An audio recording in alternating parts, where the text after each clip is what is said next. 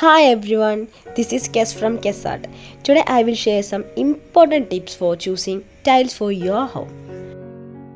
Sit out പുറത്തുള്ള area ആയതിനാൽ ഇവിടെ ആൻറ്റി സ്കിഡ് അല്ലെങ്കിൽ മാറ്റ് ഫിനിഷ് ടൈൽസ് ഉപയോഗിക്കുന്നതാണ് നല്ലത്. മഴ വന്നാൽ ഫ്ലോർ നനയും, അതുകൊണ്ട് സ്ലിപ്പ് ആവാനുള്ള ചാൻസ് കൂടുതലാണ്. ആൻറ്റി സ്കിഡ് ടൈൽസ് കൊടുത്താൽ ഗ്രിപ്പ് കിട്ടും, അതിനാൽ സേഫ്റ്റി കൂടും. മാറ്റ് ഫിനിഷ് ടൈൽസിൽ വാട്ടർമാർക്ക് കുറവായിരിക്കും, മെയിൻ്റനൻസും ഈസി ആയിരിക്കും. ലിവിംഗ് റൂം വീട്ടിലെ മെയിൻ ഏരിയ ആണ്, അതിനാൽ ഇവിടെ ലാർജ് വെട്രിഫൈഡ് ടൈൽസ് കൊടുത്താൽ സ്പേസ് ക്ലീനായും എലഗൻ്റായും കാണും. ലാർജ് ടൈൽസ് കൊടുത്താൽ ജോയിൻറ്റ്സ് കുറവായിരിക്കും, അതുകൊണ്ട് ഫ്ലോർ സീംലെസ് ലുക്ക് ലഭിക്കും. വെട്രിഫൈഡ് ടൈൽസ് സ്ട്രോങ്ങും ഡ്യൂറബിളും ആയതിനാൽ ലിവിംഗ് റൂം പോലുള്ള ഹൈ യൂസ് ഏരിയാസിന് നല്ലതാണ്.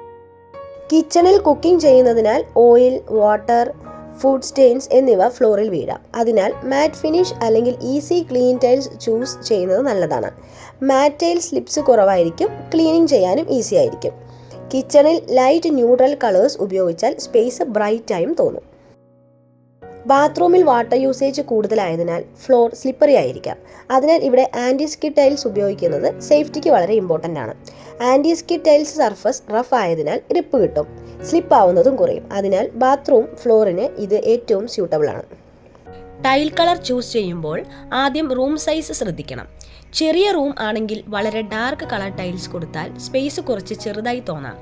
വലിയ റൂം ആണെങ്കിൽ മീഡിയം അല്ലെങ്കിൽ സ്ലൈറ്റ്ലി ഡാർക്കർ ഷെയ്ഡ്സ് ഉപയോഗിച്ചാലും പ്രശ്നമില്ല. അതിനാൽ ടൈൽ കളർ തിരഞ്ഞെടുക്കുമ്പോൾ റൂമിൻ്റെ സൈസും ലൈറ്റിങ്ങും കൺസിഡർ ചെയ്യുന്നത് വളരെ ഇമ്പോർട്ടൻ്റ് ആണ്. ലൈറ്റ് കളർ ടൈൽസ് കൊടുത്താൽ റൂം ബ്രൈറ്റും സ്പേഷ്യസും ആയി തോന്നും.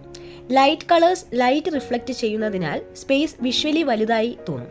അതിനാൽ സ്മോൾ റൂംസ്, ലിവിംഗ് റൂം പോലുള്ള സ്പേസിൽ beige, light grey, off white, sand colour പോലുള്ള ടൈൽസ് ഉപയോഗിച്ചാൽ ക്ലീൻ ആൻഡ് എലഗൻറ്റ് ലുക്ക് കിട്ടും.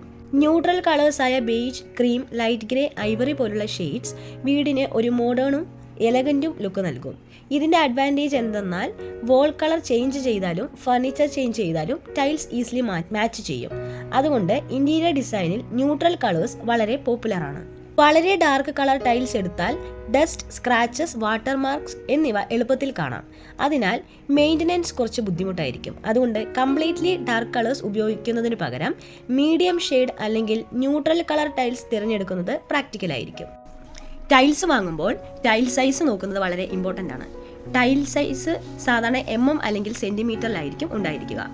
ഉദാഹരണത്തിന് 600 mm by 600 mm ടൈൽ എടുത്താൽ അത് ഏകദേശം ഒരു 2 feet by 2 feet ആണ്. അതായത് ഒരു ടൈലിൻ്റെ ഏരിയ 4 square feet ആയിരിക്കും. റൂം ഒരു 10 by 12 feet ആണെങ്കിൽ റൂം ഏരിയ 120 square feet ആകും. അതിനെ ടൈൽ ഏരിയ 4 square feet കൊണ്ട് ഡിവൈഡ് ചെയ്താൽ 30 ടൈൽസ് വേണ്ടിവരും. കട്ടിങ്ങും വേസ്റ്റിനും വേണ്ടിയിട്ട് ഒരു 5 to 10% വരെ ടൈൽസ് എക്സ്ട്രാ വാങ്ങുന്നതും നല്ലതാണ്. ഈ വീഡിയോ നിങ്ങൾക്ക് യൂസ്ഫുൾ ആയെങ്കിൽ ലൈക്ക് ആൻഡ് ഷെയർ ചെയ്യൂ. Interior tips, art and craft videos, പിന്നെ ഹോം ഡെക്കർ ഐഡിയാസ് എന്നിവയ്ക്ക് വേണ്ടിയിട്ട് ചാനൽ സബ്സ്ക്രൈബും കൂടി ചെയ്യണേ. See you in the next video on കെസാർട്ട്. Okay, by.